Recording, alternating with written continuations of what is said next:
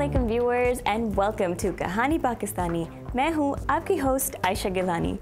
आजकल ज़िंदगी का टेक्नोलॉजी के बगैर चलना जैसे नामुमकिन सा लगता है।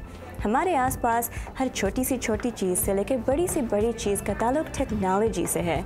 यह बात को लेकर मैंने सोचा कि क्यों ना आपकी मुलाकात करवाई जाए उन टेक स्पेशलिस्ट से जो ज़िंदगी में कुछ हासिल कर रहे हैं। तो आज का कहानी पाकिस्तानी का एपिसोड आप हमारी तरफ से हाई फाई टेक स्पेशल समझे और आपकी मुलाकात करवाते हैं इन ज़बरदस्त टेक जीनियसेस से।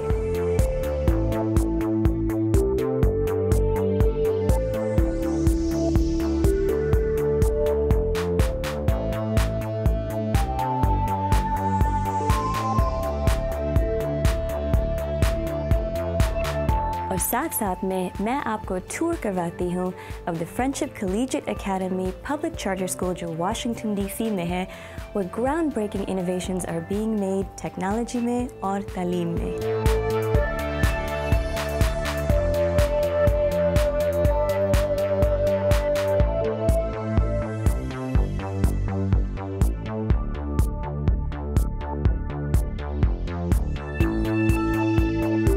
बासित हामिद एक अमेजिंग एंटरप्रेन्योर है जिन्होंने अपने करियर से पाकिस्तानी यूथ को टेक्नोलॉजी की फील्ड में आगे आने का बड़ा मौका दिया। उनके करियर का आगाज़ अमेरिका से हुआ और आज आपको उनकी कहानी सुनाते हैं और दिखाते हैं आज की उस पार सीरीज़ में। तो आइए मिलते हैं इस पाकिस्तानी टेक मैवरिक से। अमेरिका की जो चीज़ मुझे सबसे ज़्यादा पसंद है वो उनकी इनोवेशन है। आप हमारी इंफॉर्मेशन टेक्नोलॉजी में देख लें, जितनी भी टॉप कंपनियां हैं वो सिर्फ सिलिकॉन वैली में से निकली हैं। गूगल है, एप्पल है, इस तरह की कंपनियां आप ना चाइना में देख सकते हैं ना आप यूरोप में देख सकते हैं। यही वो इनोवेशन है जिसने मुझे इंस्पायर किया और अभी तक इंस्पायर कर रही है।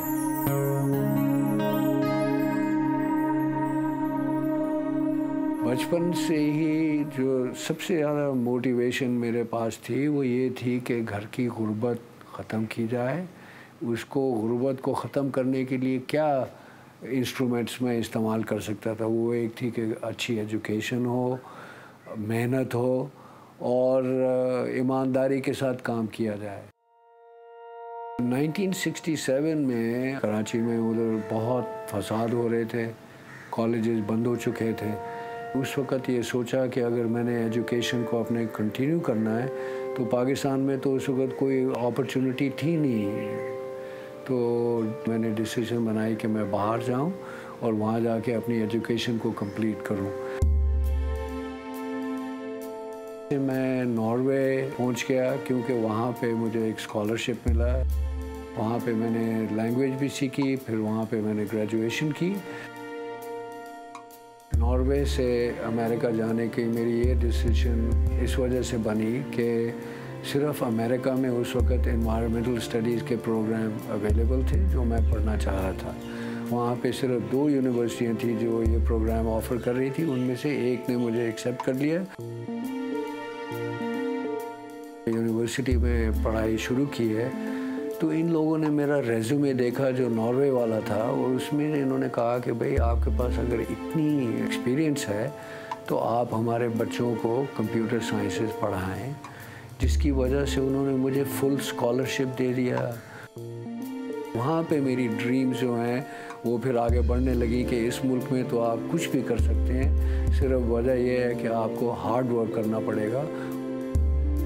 मुझे चूँकि आईटी का काफ़ी एक्सपीरियंस था, इस वजह से मैंने एक पहली कंपनी शुरू की मिनियापोलिस में और वहाँ पे हमने एक ऐसी ग्राफिक्स वर्क स्टेशन ईजाद किया जो मैक और पीसी से पहले वाली जनरेशन का ये ग्राफिक्स कंप्यूटर था।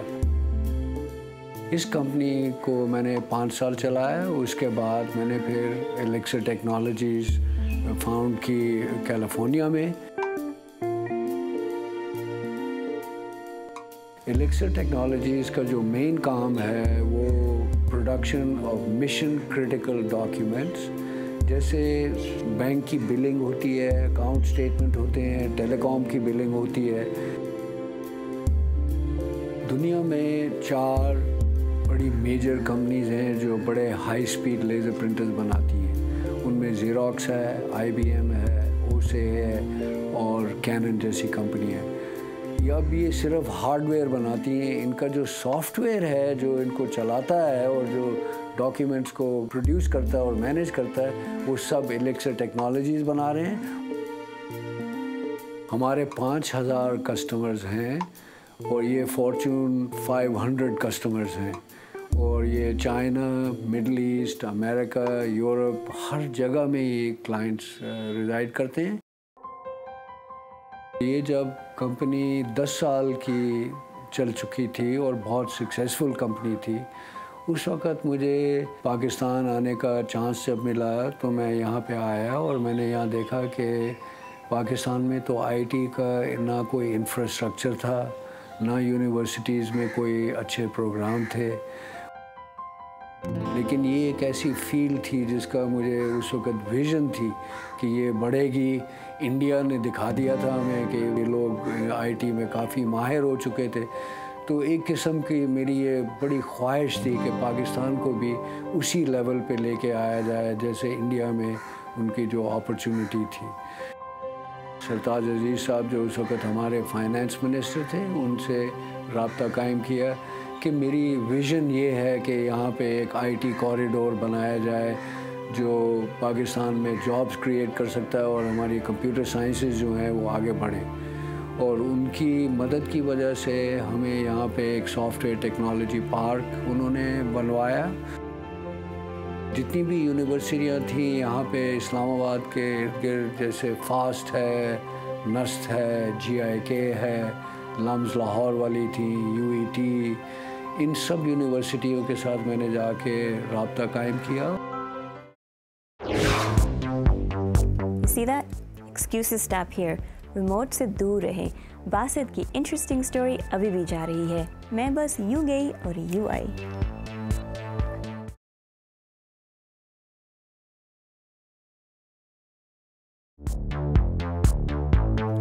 Welcome back. तो ब्रेक से पहले बासित अपनी ज़िंदगी की हाइज़ और लोज़ शेयर कर रहे थे। आइए चल के उनकी बाकी कहानी सुनते हैं। बासित साहब से जब मेरी मुलाकात हुई तो उन्होंने कहा कि उनका विज़न जो था वो ये था कि हम पाकिस्तान से टॉप क्लास के डेवलपर्स, प्रोग्रामर जो है वो प्रोड्यूस करें। 4 से 5 लोग हर साल इंटर्नशिप के तौर पे एलेक्सर में जाते हैं और वहाँ वो रियल लाइफ प्रोजेक्ट पे काम करते हैं और वापस आके उन्हीं प्रोजेक्ट को फाइनली प्रोजेक्ट में कन्वर्ट करते हैं और वो जो प्रोजेक्ट डिलीवर करते हैं उसका लेवल जो प्रोफेशनली बहुत अच्छा हो जाता है। जिस टूल में मैंने काम किया था एलेक्सर में, that was AFP। AFP was totally new, मुझे कुछ नहीं पता था उसके बारे में, लेकिन वहाँ के जितने भी एम्प्लॉयज़ थे उन्होंने मेरी बहुत हेल्प की थी। कोई मसला होता था मैं हमेशा उनके पास जाके बैठ जाता था and they were willing to help me. तो totally it was a very very good experience. उसकी वजह से ये हुआ कि कम से कम हमने 500-600 लोगों को हायर किया, उनको ट्रेनिंग दी, उनको बाहर भेजा, उनको बड़े बड़े कस्टमर्स के साथ मिलाया। मैंने अपने करियर में स्टॉकहोम, जर्मनी और US में मतलब ट्रेनिंग्स की हैं। डेवलपमेंट प्रैक्टिसेस से रिलेटेड इवन कस्टमर इंटरेक्शंस भी शामिल है। उसका बुनियादी फ़ायदा ये है कि जैसे हर ट्रेनिंग के बाद में एक्सपोजर बढ़ता है, डिफरेंट तरह के लोगों से मिलना, काम कैसे हो रहा है इंडस्ट्री में, इंटरनेशनल लेवल पे कैसे काम हो रहा है, इस तरह के एक्सपोजर मिलते हैं और यहाँ पर आके उनको प्रैक्टिस करने का मौका मिलता है। हमारा एक बड़ा मेजर गोल था कि हमारी जो पाकिस्तान की बच्चियाँ हैं उनको भी उतना ही चांस दिया जाए जितना कि मेल्स को दिया जाता है। तो ये हमने एक कॉर्पोरेट स्ट्रेटजी बनाई कि कम से कम 25% to 50% तक बच्चियां हमारी यहाँ पे रिक्रूट हों। उनको स्पेशल स्कॉलरशिप्स दिए कि वो यहाँ पे अगर हायर एजुकेशन करना चाहती हैं तो वो एलेक्सर के स्कॉलरशिप के ऊपर भी पढ़ेगी। एलेक्सर आपको एक कंप्लीट पैकेज देती है। ना सिर्फ आप प्रोफेशनली ख़ुद को बिल्ड करते हैं बल्कि आपको बाकी भी बहुत सारी चीज़ों की सेटिस्फेक्शन होती है। लाइक आपकी अर्निंग अच्छी होती है, आपको एनवायरनमेंट बहुत अच्छा मिलता है। बीइंग अ फीमेल मुझे ऐसा कभी भी फील नहीं होता कि कोई ऐसे मुझे देख रहा हो कि ये तो लड़की ये नहीं कर सकती। Being a software developer, elixir को जो चीज़ एलेक्सर डिक्लेयर करती है वो एलेक्सर का कल्चर है, फैमिली ओरिएंटेड कल्चर है।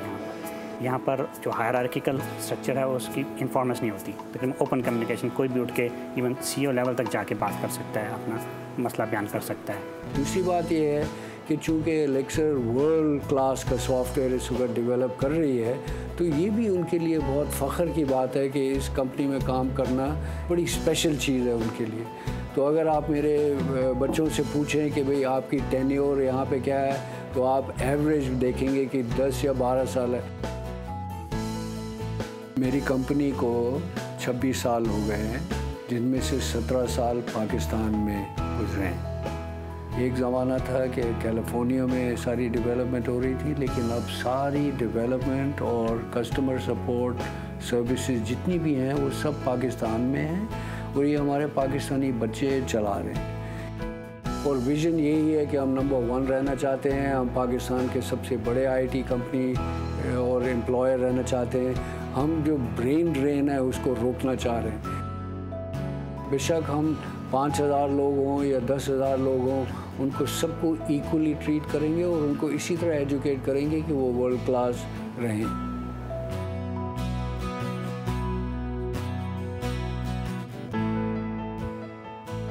अगर पाकिस्तान से मैं नहीं बाहर गया होता तो मेरा फ्यूचर यहाँ पे क्या था? या मैं लॉयर बन सकता था, या डॉक्टर बन सकता था, या इंजीनियर बन सकता था। लेकिन बाहर जाने से ये फ़ायदा हुआ है कि विज़न इतनी बढ़ गई और उसमें मोटिवेशन इतनी बढ़ गई कि मुझे पता चल गया कि अगर मैं वो वापस ला के पाकिस्तान में इस्तेमाल करूं तो इस पाकिस्तान की तरक्की है उसमें मैं कितना कंट्रीब्यूट कर सकता हूं। दोनों मुल्कों में रहने के बाद मेरा ये एक्सपीरियंस है कि ज़हानत दोनों मुल्कों के इस पार भी है। फ़र्क सिर्फ ये है कि अमेरिका में अपॉर्चुनिटीज़ पहले से थी और पाकिस्तान में अपॉर्चुनिटीज़ बढ़ रही हैं। अगर दोनों मुल्कों के लोग आपस में मिलजुल के काम करेंगे तो ये जो अपॉर्चुनिटी का गैप है ये ब्रिज हो सकता है, जिस तरह मैं एलेक्सर टेक्नोलॉजीज़ के साथ पिछले 26 साल से करके दिखा रहा हूँ।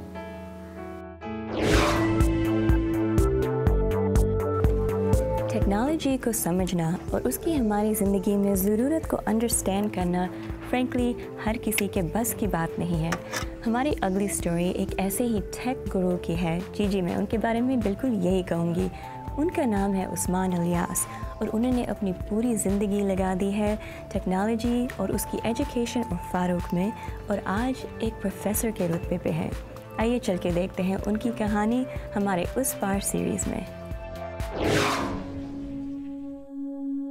बहुत सारी चीज़ें जो मैं US की मिस करता हूँ। फ्रीडम ऑफ स्पीच, ठीक है, we were not US citizens, we were not protected under the constitution, लेकिन फिर भी आप कोई बात कर दें, आपको ये डर नहीं है कि कल को आपके पीछे कोई लग जाएगा, कोई आपके पीछे कोई पड़ जाएगा। नंबर 1, लोगों में जो उधर एक डाइवर्सिटी है और उस डाइवर्सिटी की वजह से सेंसिटिविटी लोगों में होती है। Sensitivity to racial differences, sensitivity to cultural differences, मैं ये चीज़ मिस करता हूँ।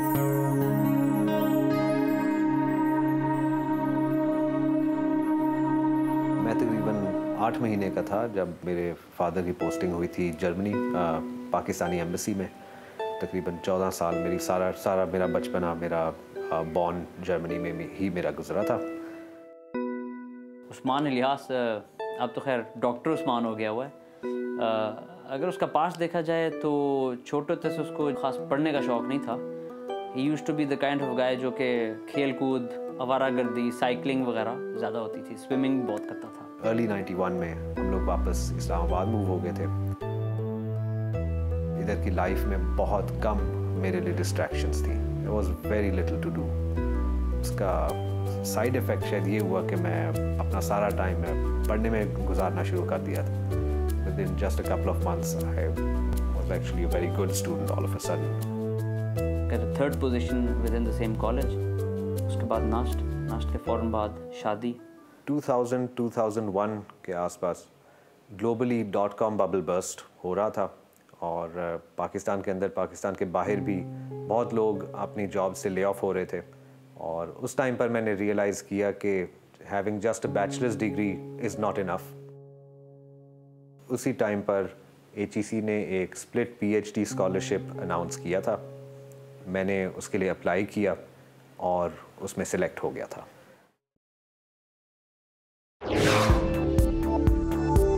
इतने इंटेलिजेंट लोगों की कहानियाँ सुनकर मैं फ्रैंकली बहुत स्मार्ट सा फील कर रही हूँ।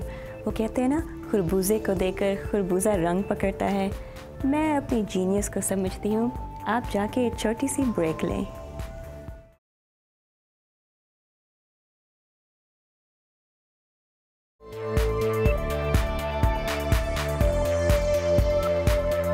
वापस आने का शुक्रिया। मैं जानती थी कि आपको भी उस्मान की स्टोरी बहुत पसंद आ रही होगी, लेकिन अभी और भी बाकी है। आइए चल के देखते हैं उस्मान इलियास को। Fall of 2002, I quit my job.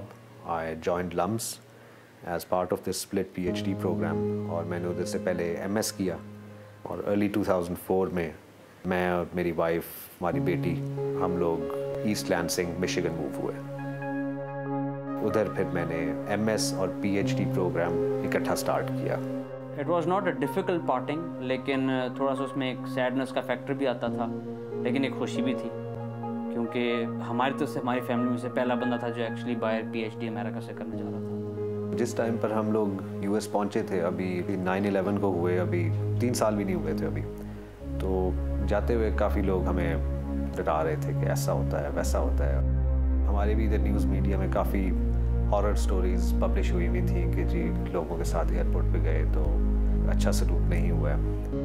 लेकिन जब हम शिकागो एयरपोर्ट पहुंचे तो पहला ऑफिशियल जिससे आपकी डीलिंग होती है वो इमिग्रेशन ऑफिशियल होता है और वो बहुत पोलाइट तरीके से उसने हमारे साथ और सबके साथ डील कर रहा था। उसके बाद यूनिवर्सिटी में भी हर किस्म की नेशनैलिटी के लोगों के साथ आपका एनकाउंटर आपका होता है। मेरे अपने रिसर्च ग्रुप में हमारी लैब के अंदर Iran, Iraq, India, Pakistan, US, south Korea के लोग मेंबर हुआ करते थे। उनमें से कई नेशनैलिटीज़ आप देख लें, you would think they might not get along with each other, लेकिन ऐसी कोई चीज़ नहीं थी बिल्कुल भी। हम एज अ यंग कपल और यंग पेरेंट्स गए थे वहाँ पर, तो हमें कुछ ज़्यादा प्लानिंग करके नहीं गए थे कि किस तरह से वहाँ पे मैनेज करना है विद ओनली वन स्टाइपेंड। तो वो जो शुरू की स्ट्रगल्स होती हैं कि अच्छा सेविंग्स करनी है और कहाँ पर जाना है और टूथपेस्ट कहाँ से लेनी है और दूध कहाँ से ख़रीदना है, वो सारा फिगर आउट करना बेसिकली अपनी सराउंडिंग्स को। उसके बाद gradually things started becoming easier for us. Usman ने वहाँ पे भी काम करना शुरू कर दिया, फिर उस्मान को research assistantship, then I also got a job. फिर मुझे स्कॉलरशिप मिल गया HEC से, मैंने पढ़ना शुरू कर दिया वहाँ पे अपना मास्टर्स और फिर PhD। तो अच्छा था और हमारी बेटी भी साथ साथ हमारे पढ़ रही थी। वो अभी तक समझती है कि लोगों के माँ बाप पढ़ते हैं और बच्चे भी पढ़ते हैं। मेरा PhD का जो काम था वो था वायरलेस सेंसर नेटवर्क्स पे और PhD के दौरान मैंने पब्लिकेशंस भी की हैं तकरीबन 20 के करीब। आखिरी साल मैंने इनफैक्ट मैं थोड़ा सा लाइन स्विच की थी, मैं सोशल नेटवर्क एनालिसिस पे काम करना मैंने शुरू कर दिया था और अभी भी पाकिस्तान वापस आके भी मैं ये दोनों एरियाज़ को मैं इकट्ठा मैं चला रहा हूँ। मेरी US से पाकिस्तान वापस आने की वजह ये थी कि मैं हायर एजुकेशन कमीशन से स्कॉलरशिप लेकर गया हुआ था। उसके अंदर मेरे पे ऑब्लिगेशन थी कि मैं 5 साल पाकिस्तान वापस आकर मैं काम करूँगा। इसीलिए फिर मैंने national university of sciences and technology NUST को ज्वाइन किया एज एन असिस्टेंट प्रोफेसर। इधर मेरी प्राइमरी रिस्पॉन्सिबिलिटीज़ टीचिंग और रिसर्च है। टीचिंग में मैंने अभी तक अंडर ग्रेजुएट प्रोग्राम्स को भी मैंने पढ़ाया है, ग्रेजुएट प्रोग्राम्स को भी मैंने पढ़ाया है। एज अ स्टूडेंट वो आपको सुपरवाइज तो करते ही हैं, बट वो मेंटोर ज़्यादा करते हैं। मतलब स्टूडेंट की आइडियाज़ को स्ट्रीमलाइन करना सुपरवाइजर की एक बहुत बड़ी क्वालिटी होती है, जो मैंने पर्सनली डॉक्टर उस्मान इलियास में बहुत ज़्यादा फील की कि he gives us the space to work and explore our own ideas ourselves, instead के हम पे आइडियाज़ अपने इम्प्लीमेंट करें। रिसर्च साइड पे मेरा काम प्राइमरीली 2 एरियाज़ पे फोकस कर रहा है। इनमें से एक वायरलेस कम्युनिकेशन है और दूसरा सोशल नेटवर्क एनालिसिस है। सोशल नेटवर्क एनालिसिस एक ऐसा एरिया है जिसमें अभी पाकिस्तान में मुझे कोई और फैकल्टी मेंबर काम करता नहीं नज़र आया है। और एप्लीकेशन पर्सपेक्टिव से अगर देखें तो सोशल नेटवर्क एनालिसिस में हम लोगों का बिहेवियर स्टडी करते हैं online social network platforms such as Facebook, such as Twitter, such as MySpace, through cell phone भी इसमें स्टडी करते हैं। एक और practical application social network analysis की है सेंटिमेंट डिटेक्शन में। अभी एक सिस्टम जो हमने पिछले साल में इधर डेवलप किया है, हम आपके किसी भी दिए हुए कीवर्ड की बेसिस पे इस वक्त जितनी ट्वीट्स सेंड की जा रही हैं वो कलेक्ट करके उन पे उसी वक्त सेंटिमेंट डिटेक्शन कर देते हैं कि ये ट्वीट पॉजिटिव टोन में बात कर रही है, नेगेटिव टोन में कोई इसमें मैसेज दिया जा रहा है या कोई ऑब्जेक्टिव स्टेटमेंट दी जा रही है। मैं ये समझता हूँ कि इस सिस्टम की बहुत सारी और एप्लीकेशंस हैं बिज़नेस में, मार्केटिंग एप्लीकेशंस, जिसमें आपको एक इंस्टेंटेनियस पल्स लेने की आपको एबिलिटी दे रहा है पॉपुलेशन पे, और उसकी बेसिस पे अगर आपको कोई कोर्स करेक्शन करनी है, कोई एडजस्टमेंट करनी है अपनी किसी कैंपेन में, अपने मैसेज में, तो आप वो कर सकते हैं। फर्दर ऑन मैं जो चीज़ करना चाह रहा हूँ वो ये है कि मैं एक अपनी टेक्नोलॉजी कंपनी, एक अपना एक स्टार्टअप मैं शुरू करूँ और मैं कमर्शलाइज कर सकूँ अपने कुछ आइडियाज़ को। लुकिंग बैक एट थिंग्स, मैं अगर यूएस ना जाता, मैं अगर एमएस पीएचडी ना करता, मुझे अगर वो सारे एक्सपीरियंसेस जो मुझे यूएस में मिले हैं, मेरे अगर वो एक्सपीरियंसेस ना होते तो आज मैं, मेरा ख्याल है, इधर पाकिस्तान में ही होता। मैं एक रेगुलर 9 to 5 जॉब कर रहा होता एज एन अंडरग्रेड। वो बहुत अच्छा पीरियड था, वो बेशक वो स्ट्रगल का पीरियड था, लेकिन वो शायद सबसे अच्छा पीरियड था। एज अ फैमिली हमने ग्रो अप किया इकट्ठा। मैंने पाकिस्तान और यूएस में रहकर जो सबसे इम्पॉर्टेंट बात सीखी है वो ये है कि दोनों मुल्कों के लोगों के दरमियान इतने डिफरेंसेस नहीं हैं। वो डिफरेंसेस सिर्फ फ्रिंजेस एम्पलीफाई कर रही होती हैं और ग्राउंड रियलिटीज़ इससे बहुत डिफरेंट है। इसलिए मेरा दोनों मुल्कों के लोगों के लिए एक ही मैसेज है, वो ये कि आपके उस पार भी आप ही जैसे लोग रह रहे हैं, पुरअमन तरीके से अपनी ज़िंदगी गुजारना चाहते हैं, अपने बच्चों को अपने से बेहतर मुस्तकबिल देना चाहते हैं। तो don't pay attention to those fringes, पुरअमन तरीके से अपनी ज़िंदगी गुजारें and just pursue your happiness in life.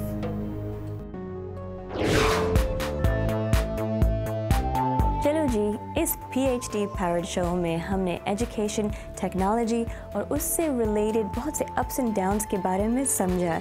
मैं उम्मीद रखती हूँ कि आपने भी मेरी तरह इसको बहुत इंटरेस्टिंग फाइंड किया।